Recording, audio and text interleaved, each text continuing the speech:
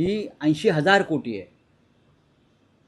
आजचं मूल्य त्या संपत्तीचं 80,000 कोटी आहे. त्या काळामध्ये ते 225 कोटी होतं. ही संपत्ती पंडित नेहरूंनी देशासाठी, देशाच्या स्वातंत्र्यासाठी दान केली. पंडित नेहरूंच्या काळामध्ये कोणी अडाणी, अंबानी किंवा अन्य कोणी हे जे आहे सगळे नावं घेत नाही मी, हे निर्माण झाले नाही. पंडित नेहरूंनी सार्वजनिक उपक्रम निर्माण केले. तेल कंपन्या, LIC, असे अनेक उपक्रम सार्वजनिक, ONGC, atomic research centre, IIT, IIM.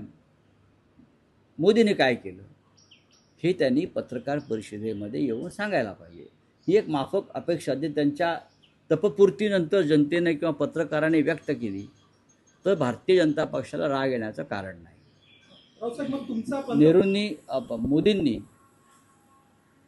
Ram मंदिराची प्रतिष्ठापना केली असं म्हणतात.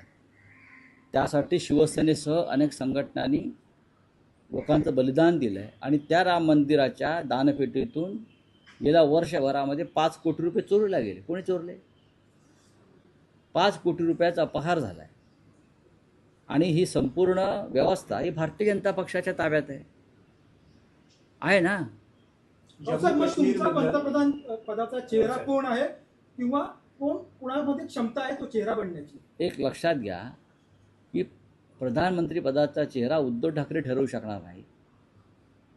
उद्धव ठाकरे यांनी सांगितलं आहे की इंडिया आघाडी तो ठरवायला पाहिजे एकत्र बसून, आणि तो एकत्र बसून ठरवलाच आहे. क्षमता कोणामध्ये, कोणती नावं आपल्याला वाटतं? जर मोदी होऊ शकतात तर एक सामान्य माणूस होऊ शकतो. राऊत साहेब तुम्ही म्हणालात की नरेंद्र मोदींनी काय केलं त्यापैकी एक मुद्दा